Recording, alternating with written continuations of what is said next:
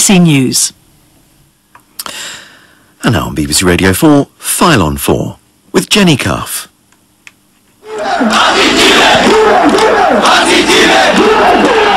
In Pakistan, crowds celebrate a murder, glorifying the bodyguard who killed a politician because he spoke out against the blasphemy laws and supported a Christian woman sentenced to death. Their shouts of anger stem from hatred of any opinion that differs from hardline Islamism, an intolerance some fear is already infecting communities in Britain. I never believed that Pakistan would become extremist in the sort of way it seems to have. But it has happened, and what can happen there can happen anywhere. I would not be complacent. In File on 4, we report on religious tensions here in Britain. The Christian pastor assaulted because his gospel show offended some listeners. The mosque, which puts worshippers through a body scanner before allowing them in for fear of attack. And the scholar whose abusive remarks broadcast from a London studio are blamed for the death of 64 Iraqis in a suicide bomb. One does not want to have the freedom of speech curtailed in any way, but what I feel, and the members of our community feel, that we are tolerating an intolerance, and that we need to be intolerant of intolerance.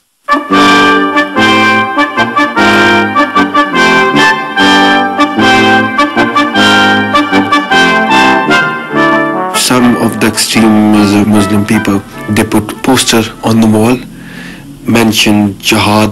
They said, if you kill this person, you straight away go to the heaven. So your name was on a poster? Yeah. And they were inviting people to kill you? Me, yeah.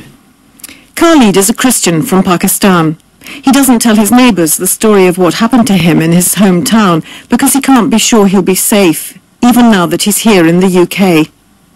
His troubles began 4 years ago when he was 22 and working for a financial company in Pakistan. Colleagues, determined to convert him to Islam, introduced him to a Muslim woman and he got married, but almost at once regretted his decision. They said, oh, why you don't go to mosque? I said, I can't. After 3-4 months, I gave her divorce because her mother forced me to do that. And now I was in danger because she said, I'm gonna put you in blasphemy law. They put a fatwa against me. One of the mullah, he said, if he come back in Islam within 3 days, then it's gonna be okay. Otherwise, he is a murtad. That means you are liable to be killed? Yeah. As well as accusing Khalid of blasphemy, his in-laws, who were now set on getting hold of his property, made other charges against him, and he says the police accepted their word without question. His aunt realised that the whole family was now in danger. I saw in newspaper, they wrote about Khalid, and then one of my friends rang me and they said that they saw a poster on the wall for Khalid. So then I went there. That open invitation to everyone to kill him quickly came in my mind. This is not only for Khalid but the rest of the family as well. I took Khalid different places to keep him safe until he flew to UK. Then they know and they sent police to my home to ask about him. And many times they took other family members to the police station and tortured them. They said, bring him back in Pakistan, otherwise you have to face charges they will put against us. God of grace, we pray, mighty Lord, that you would work in the nation of Pakistan today and tomorrow and next Last week. month, a small group of campaigners from Release International held a vigil outside the Pakistani High Commission in London. Their president, former Bishop of Rochester, Michael Nasri Ali, was delivering a petition calling for better protection for Christians and freedom to worship. It was a response to the death penalty imposed in November on an illiterate farm worker, Asya Bibi. She'd been ordered to fetch water, but villagers refused to drink it because it had been fetched by a non-Muslim, so she got into an argument and was then accused of blasphemy. Although the death penalty has never been carried out in Pakistan, the bishop wants the law to be repealed because he says it puts all Christians there in danger. The blasphemy law itself has been used time and again to settle personal scores to victimize Christians, to prevent free worship, to prevent Christians living in a particular village or town. Pastors and priests have been killed, nuns have been attacked, and I think the events surrounding the judgment on Asia Bibi and what happened afterwards shows that there is actually a change in the psyche of many people in Pakistan, a fundamentally different way of thinking, and people of moderate opinion are afraid now to voice their opinion. And this is very dangerous because this means that the extremists have the field and their voice is the only one quite often that is heard. Even the government of Pakistan seems to have given way to extremists. After agreeing to amend the blasphemy laws, it has changed its mind after pressure from Islamist groups. In his meeting with the country's High Commissioner in London, Wajad Hassan, the bishop argued that the rights of minorities were being trampled on. Afterwards, the High Commissioner addressed campaigners and assured them that under existing laws, the rights of minorities would be respected. The government of Pakistan People's Party is committed to the ideals of the founder of Pakistan, who did not mince words to declare that every Pakistani, irrespective of one's caste, creed or color or gender, will enjoy equal rights. So we share your concerns and we'll do our utmost and the best possible way to provide security to the minorities and to alleviate their sufferings, and we'll take necessary measures to ensure that no existing law is abused against them. Since the death penalty was made mandatory in Pakistan 10 years ago, 892 people have been accused of blasphemy and at least 25 have been murdered. Khalid, the young man falsely accused by his mother-in-law, escaped to Britain before the case went to court and sought asylum on grounds of religious persecution. First, when I go to the Home Office, they don't understand my case. They said, your case is totally false because in Pakistan, Christians are very happy. If Christians living there very happily, why they put the Sharia law there? Why they put the blasphemy law there? Why? UK government don't understand this thing. We are Christian. In Pakistan, the Muslim people deal us as a Christian, and in UK, the UK government deal us as a Pakistani. And we don't know we are Christian or Pakistani. Khalid received help from Nasser Saeed, a human rights advocate working for CLASS, the Centre for Legal Aid, Assistance and Settlement. At his windowless office at the back of a drafty church in Southall, he deals with about 10 such cases a year. 2 years after being rejected by the Home Office, Khalid was granted asylum on appeal, but others haven't been so fortunate. It is very disappointing when Christians, they fled from there and they come here to save their lives. But unfortunately, the Home Office, they don't accept them.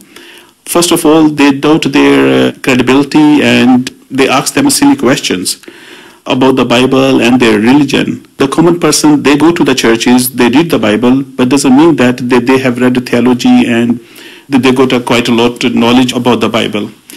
And the second thing, they don't believe them they are Christians. They also doubt that you have been persecuted in Pakistan, but they don't have any system to confirm and to get this kind of information.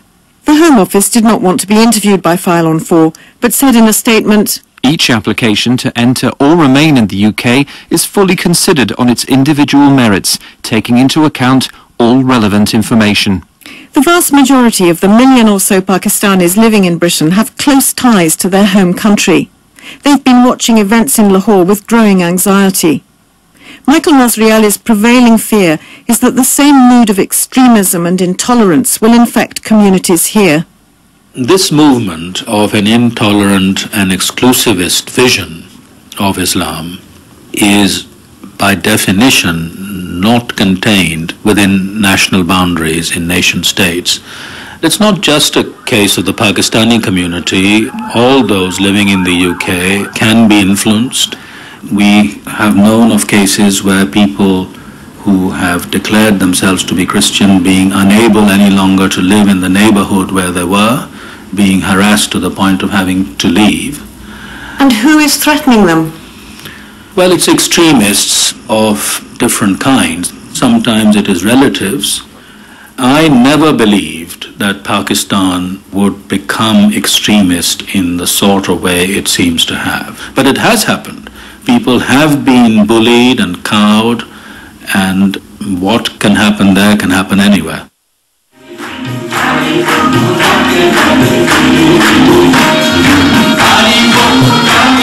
In Summaries and Sunday Best, the congregation at Heston United Reformed Church in West London sing in a mixture of Urdu and Hindi, led by their pastor, the Reverend Noble Samuel. When God created Adam and Eve, He was having fellowship with them. And that is a desire for creating. Today's sermon is about bringing peace to warring factions, and it's a heartfelt message. The Reverend Samuel presents a live gospel show, and some listeners object to what he has to say. When I was presenting program, somebody gave me a call and he said, why the Christians are eating pork and drinking. I said, not only the Christian, this is a social issue, and all the communities, they are having the drinks, even if it's prohibited, you know. And I said, even Islam, alcohol is prohibited in Pakistan and in Saudi Arabia. But even there people are having drinks, you know. So you cannot set the rule for Christians only. He said, why you took the name of Saudi Arabia? Because the tomb of Muhammad is there and it's very humiliating. And he was very furious and he threatened me on air. A few days after his live show, the Reverend Samuel was driving to the studio when someone cut in front of him. He stopped my car and he said, where is the Alparton station? And I was just showing the way to him. And suddenly he put that hand inside and he held my ears and he opened the door. He started punching on my face and he grabbed my cross, and then he took my laptop and my Bible, and he was swearing badly, and then said, we will break your legs if you go to the television station, you know. What made you think that this was an attack because of your faith rather than just, say, a robbery? Because they simply said that if you go back to the television station, we will break your legs. So that was a clear sign, and I was sure that they are the people, those who are provoked by that program, you know, and that's why they attacked on me. And they were Asian, and they were swearing in Urdu language, so I know that they were Muslim Pakistani, you know. 2 men were arrested, but the Reverend Noble decided not to pursue the matter, and for a while he stopped presenting his gospel show. And it's not just some Pakistani Christians who feel threatened.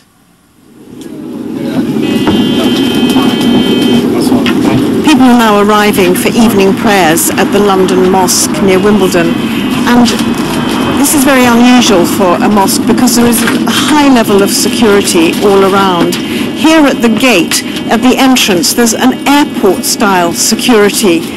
As they go in, people are frisked, they go through a body scanner, they have to give up their mobile phones, and then they're allowed into the mosque itself.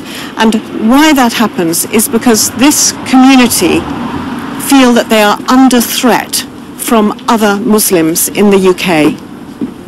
The Ahmadis, whose motto is peace and tolerance, were the first Muslims to build a mosque in London back in the 1920s.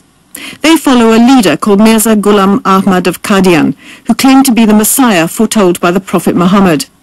For mainstream Muslims, this amounts to heresy, and in Pakistan the Ahmadis have always been outlawed and even persecuted. Last year, along the main streets of Lahore, there were banners seeking the death of Qadianis, a derogatory term for members of the Ahmadiyya sect. And on May the 28th, that threat became reality.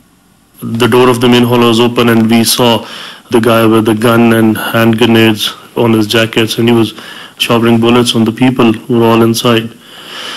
The many people got shot.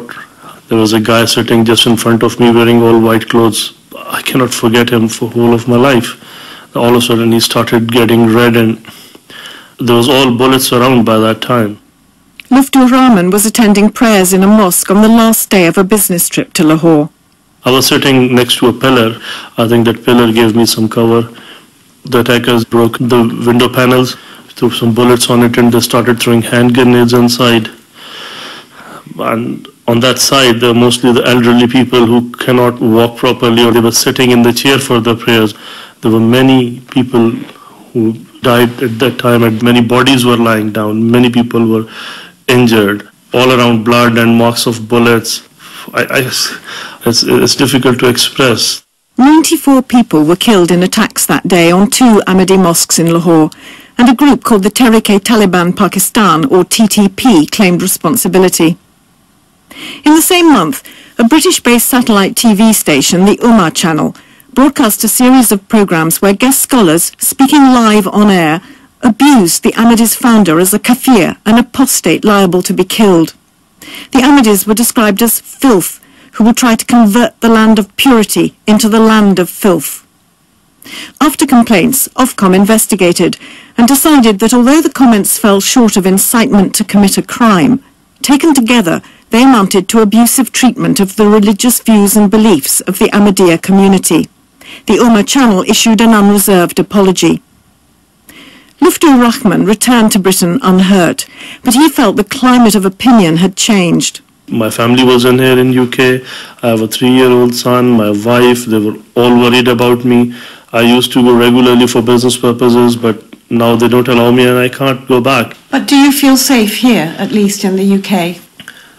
I used to feel safe because I'm living here for quite a while, but now the same kind of thing is started appearing in here, what was started in Pakistan early years ago. And the same kind of hatred that is being imported to UK as well, and unfortunately from the Pakistan. After the Lahore massacre, the international campaign group Human Rights Watch called on the Pakistan government to take immediate legal action against Islamist extremist groups responsible for threats and violence against the Ahmadiyya religious community. It said they'd been emboldened by government inaction. The organizations that basically spearhead this kind of behavior are organizations such as the Khatm-e-Nabuwat. They are ideological bedfellows, if you will, with people who have gone on to be part of a series of militant groups in Pakistan. Their long-term objective is essentially to make Pakistan a theocratic state. It is to propagate a certain medieval view of Islam and what Islamic societies ought to be. Ali Dayan Hassan is the South Asia researcher for Human Rights Watch. His investigation shows that the umbrella group Khatm-e-Nabuwat, or Finality of the Prophet, is active here in Britain. Its affiliates include a headquarters in Newham and an academy in South London on the doorstep of the Ahmadiyya community. Khatm-e-Nabuwat is an international organization and it certainly has a presence in the United Kingdom. Of that there is little doubt. What these groups do is that they engage in ongoing social coercion, in brainwashing, in inciting hatred. So the issue is what the impact of this kind of dissemination of ideologies by the Khatm-e-Nabuwat within the Muslim community in Britain will do for vulnerable groups within the Muslims of Britain. London Ahmadis saw Khatm-e-Nabuwat in operation last year. This is a typically multicultural part of South London where every race and creed seems to live happily side by side. But that harmony was disrupted last summer when notices began to appear in shops like this one. This is a hair and cosmetics shop, and on the window there's a sign which says "Deception of the Qadiani."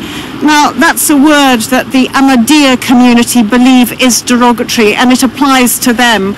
And this notice says that the Ahmadiyya are non-Muslims and that they follow a man who is a blasphemer against Allah. That's highly explosive, and the Ahmadiyya believe it's the beginning of a campaign of hatred. Inside the shop, a tall bearded man in shalwar kameez sits at the counter. Why have you put that poster up in your window? It's a public information to let the Muslim community in here know the Ahmadiyya, they call them Muslim themselves, has been declared non-Muslim. Do you know of the group Khatm-e-Nabuwat? Yeah, he knows. And they are active in this area? Yeah, they do come and let the people know about the Qadianis and everything. Yeah, they do come around. And what do they say? They're telling people they're Qadianis, they are non-Muslim, what they believe, and this and that. They're telling people Muslim, but they are not basically. The same message that was written on that poster, that Ahmadis are deceivers who should be shunned, was relayed in stronger language to a large audience of Muslims at a conference organised by the Khatmi Nabuwat Academy at the Tooting Islamic Centre. I explain and request all of us to refrain from Qadiani. Extracts from the conference are captured on YouTube. The preacher, a cleric called Maulana Sohail Bawa, is telling his audience to keep themselves away from Ahmadis and boycott their products. Don't be friends with the Qadianis, he says. They are trying to deceive you and convert you from Islam to disbelief. For one butcher in Tooting who doesn't want to be named, the preacher's message had an immediate effect. He was sacked by the employer he'd worked for since 2007. Over a cup of tea, he basically said, you need to think and reassess your position, join us and become a Muslim. Basically, the owner said to me, my position is very precarious. I can't now employ you anymore. You need to leave the job, because I've been told at the conference that anybody who employs an Ahmadi, he will have a sticker or a poster put on his shop saying this person employs Ahmadis, and that won't be tolerated by the community in Tooting. The butcher took his case to an employment tribunal, who agreed that he'd been unfairly dismissed because of his religion. We find that the reason for the dismissal was that the claimant is an Ahmadiyya Muslim and that he would not convert to being a Sunni Muslim as a condition of his continued employment. The president of the Ahmadiyya Muslim Association in London, Nasser Deen, thinks that what Khatmi Nabuwat is doing is creating a climate of animosity that could inspire some hothead to commit an act of violence. One does not want to have the freedom of speech curtailed in any way, but what I feel and what and the members of our community feel, that we are tolerating an intolerance and that we need to be intolerant of intolerance.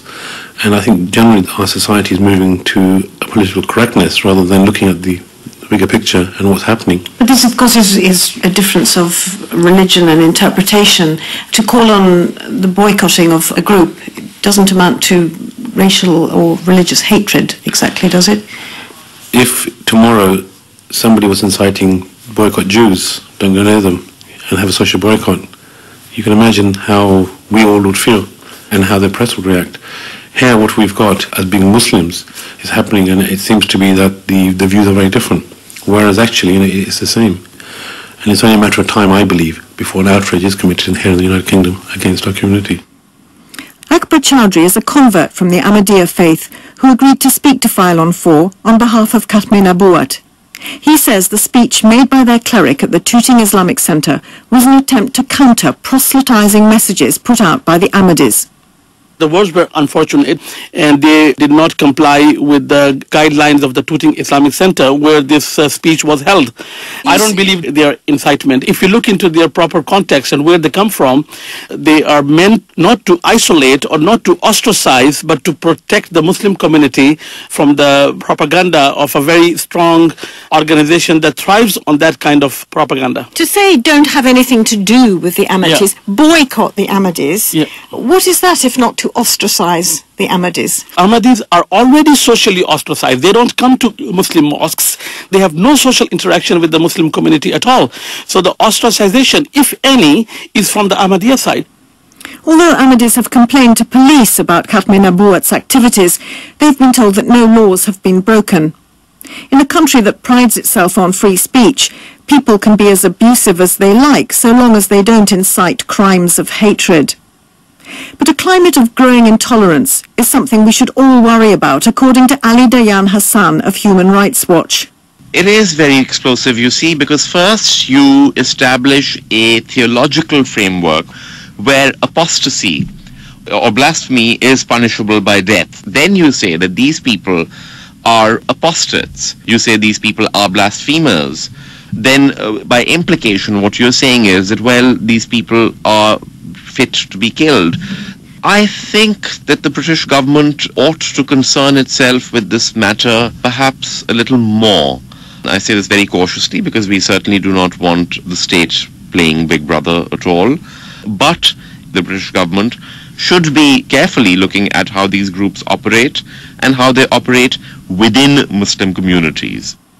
Speaking for the Khatmi Nabuwat Academy, Akbar Chowdhury says the intention of their messages is to inform Muslims. Language is a sensitive issue, and to be called a non-Muslim, to be called a deceiver, isn't there a danger that one individual could pick this up and use that as an excuse to commit an act of violence? A single individual can do whatever they want. And in fact, the Khatm al-Nubuwwat is absolutely scared that a lone person may do something against the Ahmadiyyas. And in this current charged climate, they're going to come and tell the media to blame us. There is, unfortunately, in translation, things do get lost. And the term non-Muslim is pretty clear, isn't it? It's pretty clear in language. That's not a mistranslation. No, that they are not Muslims is the unanimous opinion of Muslims around the world. But as you say, it's a very sensitive thing. It is extremely explosive to use that term, because when it is used, it is often associated with being an apostate, an infidel, and fatwas are made because of this. Yeah, but you have to put the words in context. I'm sure there are Muslims who have left Islam in the UK in the past. They have not had fatwas issued against them. They have not been killed. You know, we should understand things that in a Muslim majority country like Iran or Saudi Arabia or Pakistan, things are different. And I doubt very, very much that anybody would issue a fatwa here saying that a non-Muslim should be killed. If I were to say to somebody that based on this belief, or you may not be a Muslim, is that incitement? How far do you want to stretch this, you know? Last autumn, members of Parliament held a debate on the plight of the Ahmadis in Pakistan and raised concerns about recent events in South London. And the Parliamentary Human Rights Group went on a fact-finding mission to Pakistan, paid for by the Ahmadiyya community. Introducing their report, Lord Avebury, the group's vice-chair, wrote that in the UK, extremists were inciting hatred against Ahmadis, and events in Pakistan should serve as a wake-up call to those who defend religious freedom and tolerance. I think we need a complete review of the hate laws. I mean, in 2006, Parliament passed legislation outlawing religious and racial hatred, and that's now part of the Public Order Act. But it's proved to be ineffective because there's been only one prosecution, and that failed. If you look at the attacks on television channels, you look at things that are said in rallies, which you would say would constitute incitement, the Crime Prosecution Service don't find that the law gives them the power to bring these people to court. So therefore the law is inadequate, because certainly the things that are said are very extreme. So what do you think is the weakness of the legislation?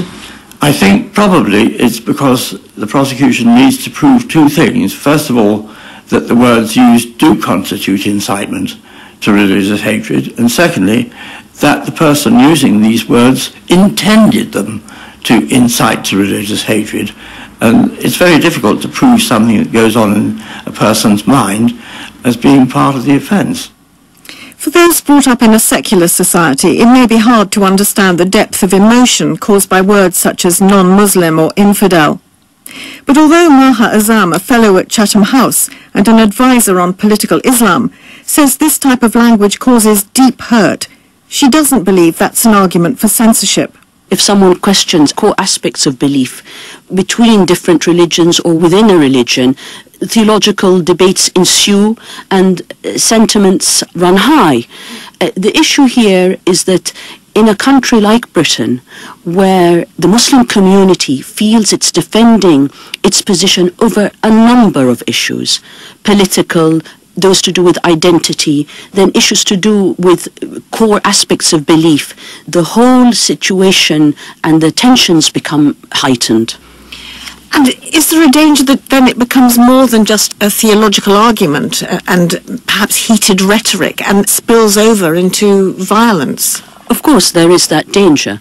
So checks have to be placed very early on against the resort to violence. But we have to be able to distinguish between community leaders educating their community as to what they believe Islam is about, and to distinguish between that and incitement to violence.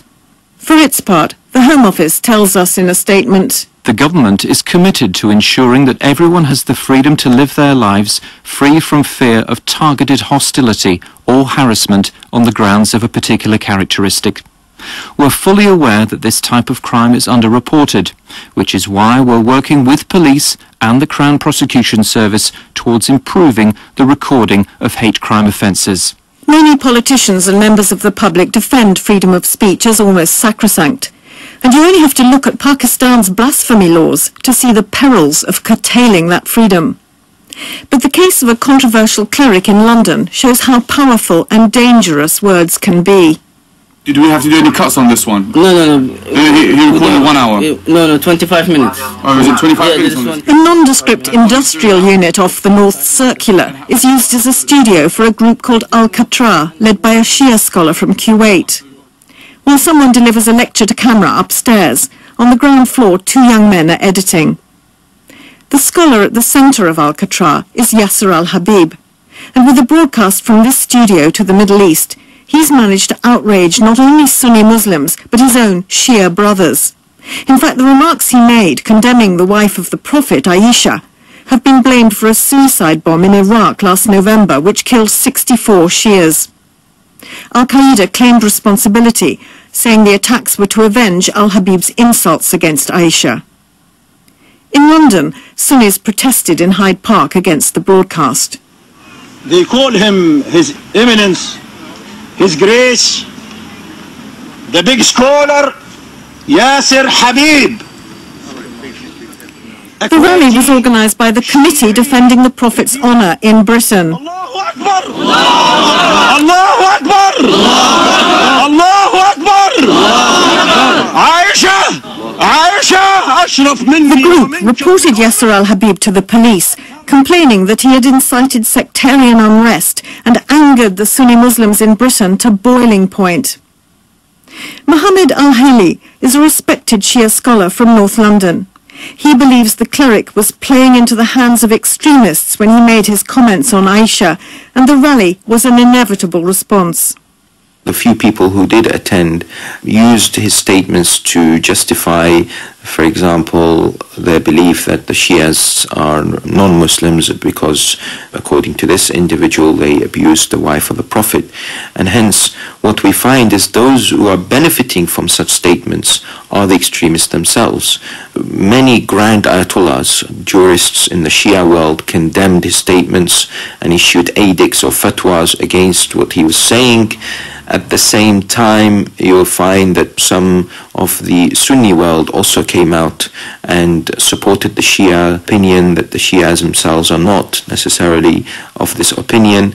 But unfortunately, some elements, they came out with statements like this is a reflection of the Shia opinion and hence we have to be careful about how we deal with them. So in a sense, it was fuel really to the people who wanted to create dissension.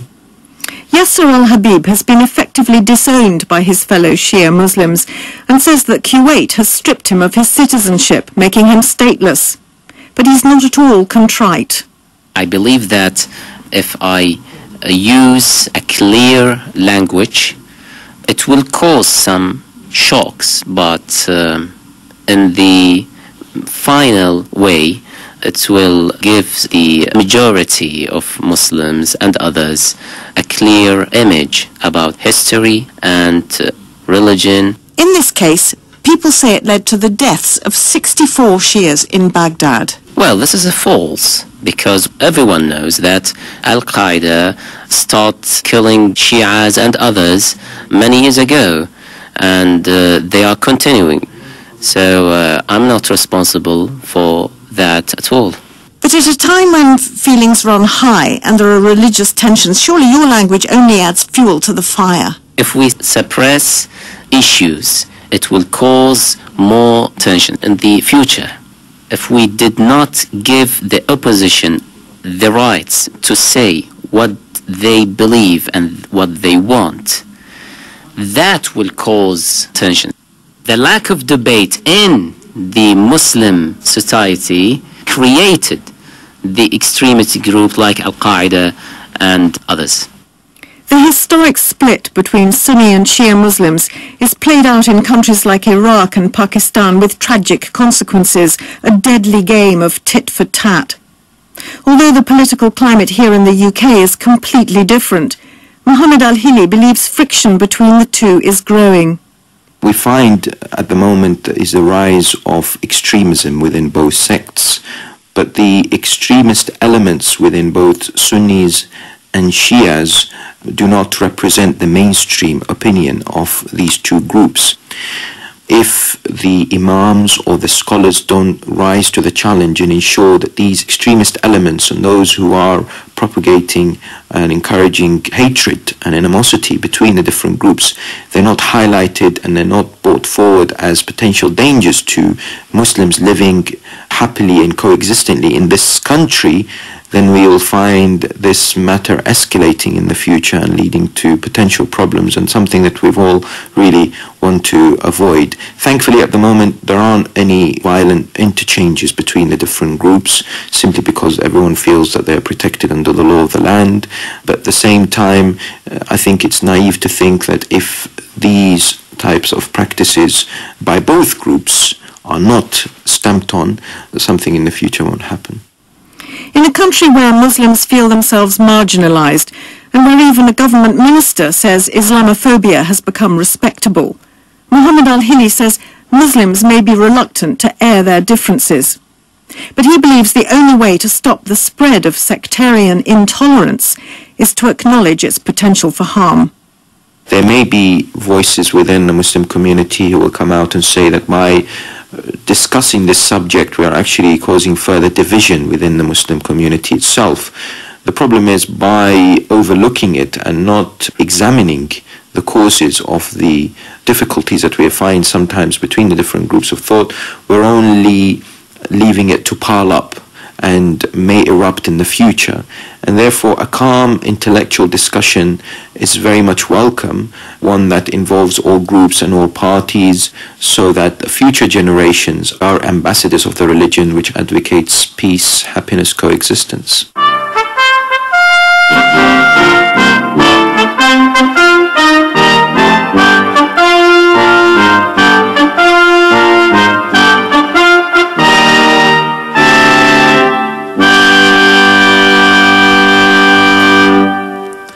The reporter